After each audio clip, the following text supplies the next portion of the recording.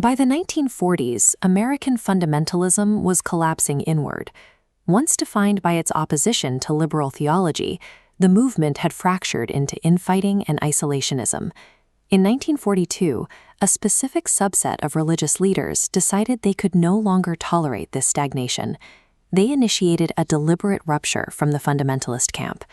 Figures like Harold John Okenga, Carl F. H. Henry, and Edward Carnell stepped forward to engineer what they called neo-evangelicalism. Their objective was to reclaim intellectual credibility while maintaining orthodox theology. Harold Okenga served as the movement's chief logistical architect, coordinating early operations and strategy directly from his pastoral post at Park Street Church in Boston. That same year, this group formalized their separation by establishing the National Association of Evangelicals. The NAE provided the institutional banner they needed to differentiate themselves from their predecessors. Establishing the NAE required a tactical withdrawal from the margins of American society. It was an orchestrated effort to force an Orthodox Christian worldview back into the center of public discourse. To sustain this new framework, the founders needed infrastructure. They immediately began constructing a strategic triad of higher education, independent publication, and public theology. In 1947, they launched Fuller Theological Seminary. The explicit mandate: produce world-class scholarship capable of withstanding the scrutiny of secular academia. To ensure this output, Fuller hired scholars like Carl F. H. Henry and Edward Carnell. They offered them exceptionally high salaries and deliberately low teaching requirements, so the faculty could focus entirely on academic writing. Next, the movement established its own media apparatus.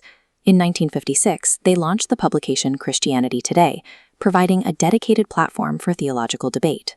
The new magazine was positioned to compete directly against the liberal establishment's prominent journal, Christian Century. Within a short time, circulation numbers proved the strategy worked, as Christianity Today began outselling its liberal counterpart by hundreds of thousands of copies. By funding and deploying their own educational and media infrastructure, early evangelicals successfully constructed the platforms necessary to legitimize their ideas on a national scale. With the physical institutions in place, the movement codified its ideological architecture. This network graph illustrates how that framework is mapped across 8 specific theological and social tenets.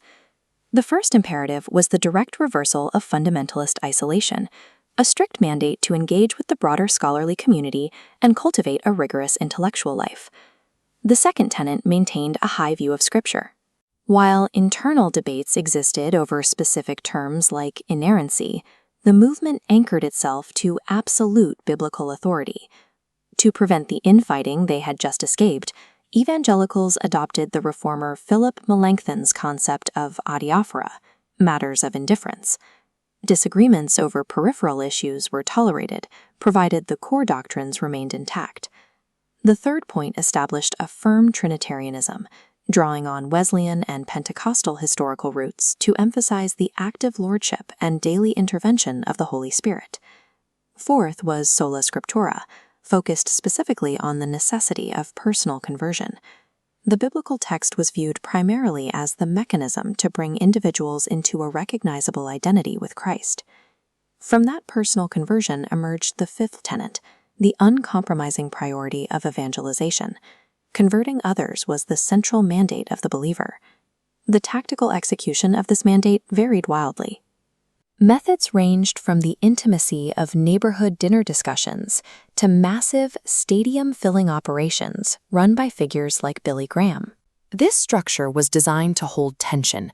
It demanded absolute orthodoxy at its biblical core, yet allowed extreme flexibility in its practical application. The sixth tenet demanded a strong social conscience. Early neo-evangelicals looked back to their 19th century predecessors, pointing to a heritage that actively championed abolitionist and egalitarian movements. Historical figures like Walter Rauschenbusch had leveraged this exact evangelical framework to battle extreme urban poverty and advocate for housing reform in desperate tenement districts.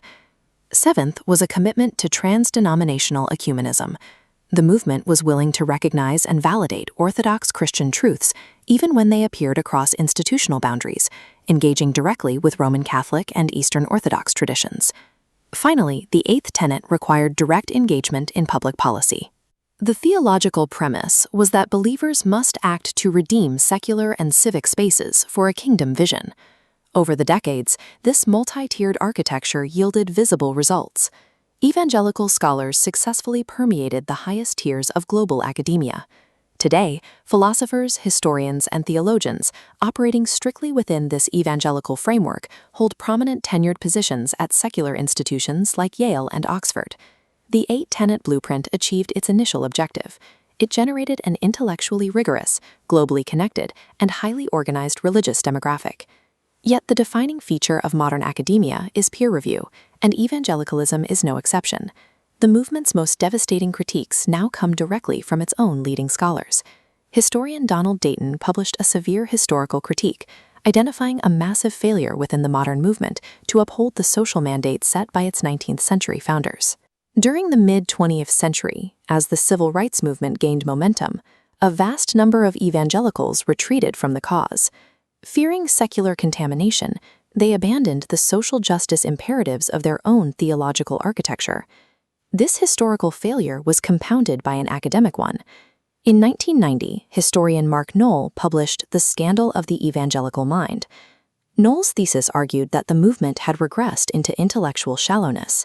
By failing to produce rigorous, first-rate scholarship across the sciences and humanities, they had betrayed the explicit 1942 mandate. Despite constructing a vast network of educational institutions, the foremost voices within evangelicalism were actively diagnosing structural failures in both their social conscience and their intellectual output. Finally, theologian David Wells delivered a cultural autopsy, documenting an accelerating accommodation to modern secular culture. Wells argued that the movement had lost its countercultural edge. Instead of acting as a prophetic voice to society, evangelicalism had become nearly indistinguishable from the consumerist culture surrounding it. This split-screen diagram illustrates the tension. On the left, the original founders engineered a highly sophisticated ideological blueprint. But on the right, that framework is under immense pressure from three internal vectors: the historical, the intellectual, and the cultural.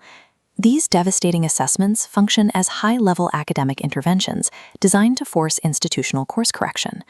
The willingness to perform a public, unsparing intellectual autopsy on their own beliefs is precisely the mechanism that continues to separate academic evangelicalism from the populist fundamentalism it originally fled. The question is no longer whether evangelicalism can build institutions. Its survival as a credible intellectual force now depends entirely on whether it can resolve the paradox between its historical architecture and its glaring modern failures.